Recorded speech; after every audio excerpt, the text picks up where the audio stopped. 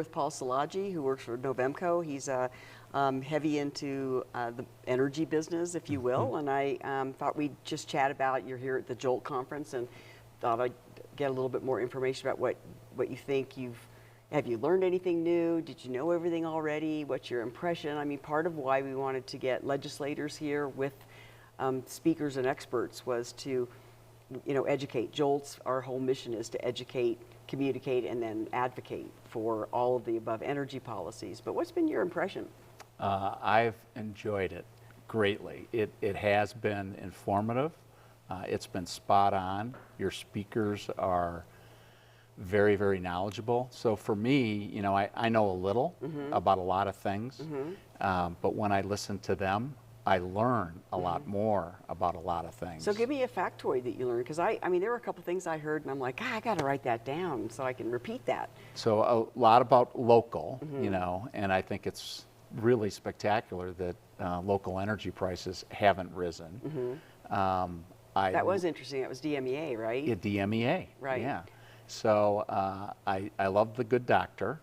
I love the humor of Greg Welsher. And I love hearing the local perspectives of people, because part of what I try to do is advocate. So hearing other people advocate helps me. Right. In not only my understanding, but my ability to talk to other people. So I have not jotted down a few humorous quotes and a few scientific ones. A few things you're going to steal. Yeah. So I'm going to do a kind of a jump here, because we're doing just a short period of time. But you're essentially in the mining business. Yes. I met you over in the West End. It's hard to do energy without some kind of extraction or some kind, extraction. And when we look at the future of technology and we look at what we're going to need, we all have a phone, we have watches that speak to us. We're going to need to mine. We're going to need to mine. And if we go into a nuclear direction, then we have to have uranium. Yes. So let's talk a little bit about mining and sort of kind of what's happened to mining over the last years, because I know it's heavily regulated. And I know the one lady talked about the NEPA studies and EIS studies and permitting and how long it takes. Where are we at with mining?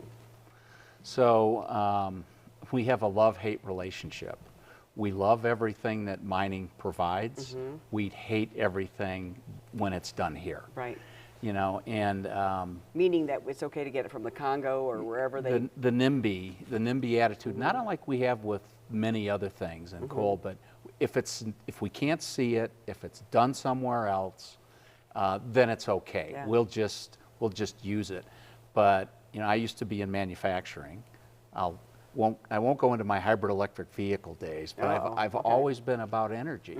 And as a manufacturer, if you don't manufacture it here and we're going to send all those jobs to China, well, then the pollution comes out of China. It comes from their burning coal, and we're really not as clean as we think we are if all we're doing is exporting our pollution. Right. Or good point. We're not as moral as we think we are if we're taking advantage of child labor or other people that don't protect their workers or protect the land. So I'm focused on energy efficiency. I'm focused on doing things the right way, the 21st century way. If you go to the USGS, United States Geologic Society, or if you look at what was done here by the Department of Energy on their uranium lease tracts, they did full NEPA across the whole range of environmental issues that you look at.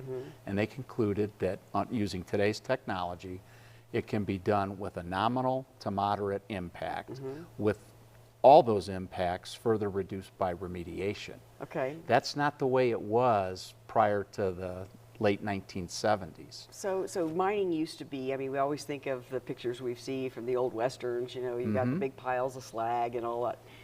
What's different about mining now? So that was driven by our government in the day. That was the Atomic Energy Commission, and we were really either in World War II or a Cold War. And it was all about locating what we needed to win those. So it was really a wartime effort. And I don't know if you've seen the bumper stickers, Cold War Patriots, that a lot of the people that were miners, still carry around from that time. I got a Jolt badge, which thank you for that. You bet. But, they were Cold War warriors. Interesting. Yeah, so the emphasis wasn't on reclamation or recontouring or restoring the land, as the USGS says. We're permanently protecting them now with the regulations of the day, with the financial assurance requirements of the day, with the companies of the day, and candidly with the citizens of the day. Yeah. You Yeah. know, Yeah. because you know, most of the people that we get are still involved are people who live and work and care about the community, care about the environment, care about, you know, where their kids are going to work and where they live. Right. So, Yeah, I think it's, you know, that again, we're talking about education. We need to educate people on, we have a perception, confirmation bias about mining and what it looks like, and here's it's awful, and same thing with nuclear energy. It's a bad word. The same way coal was. I mean, you know, they successfully, you know, linked dirty and coal, and we had this perception. I hope that what we can do is help people understand. I mean, we still want to have renewable sources of energy. absolutely. We don't want any, but we do want to make sure that we're making wise choices on how we transition. And with the West End in particular being a Tier 1 coal impacted community, it would be nice if they didn't just close down a plant and then it's like starting from scratch, right? And so mining has a place in the West End, you know that. And so where do you see it going? Yeah, so another tidbit, I was amongst a group that set or testified for the first renewable energy standard in Colorado. Yeah, exactly. Who knew? Who knew? Who knew? But I was in hybrid electric vehicle technology, and while that standard did not help, you know, our business, it was about energy efficiency, which I believe in. Mining is absolutely essential to be energy efficient. Whether it's you're putting up a wind turbine, you know, do you want to have a solar panel? Do you want to have nuclear power? Do you want to have really anything? Sure. If we don't grow it, we mine it. Right. So I think we need to continue to work on how we do it the best and the most efficient. In the West End, Montrose County, it's been blessed with a unique endowment of 2 critical and strategic minerals that are both for energy and the environment. And I'm referring to uranium and vanadium. And vanadium redox flow batteries, which I think is a far superior battery for grid and facility level storage. So we're not talking to scientists here. So what is vanadium? I think we've all heard about uranium, but what is vanadium? Vanadium's another element. It's typically been used to harden steel. It's used in all aerospace alloys. It's used in a specific type of battery, vanadium redox flow batteries, that has greater duration, is safer, and is 100% recyclable at end of life. Its weakness is that it's bigger, so you're talking about things that are the size of a container, and not something you can put into your watch. Right. And if you like Titleist drivers, it's in that aerospace titanium that's in there. I'll keep that in mind. Okay. Yeah, it gave me about 5 yards, I think. So.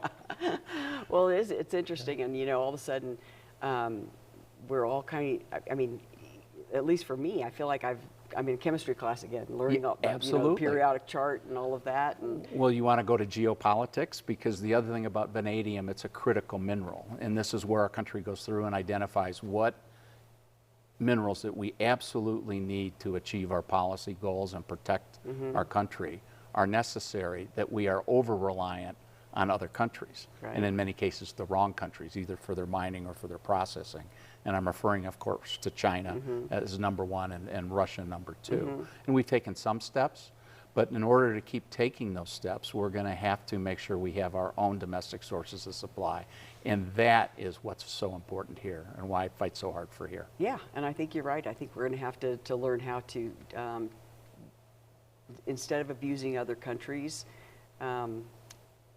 develop those things safely in our own country, and then develop energy independence as a policy. It would be really great to have that again. Why not? Why not? Exactly. Well, thank you for taking the time away from the conference. You probably missed a really good speaker, but yeah, thank you for the work you do. Hey, you know what? Thank you for all you do. No, thank you. No, thank you.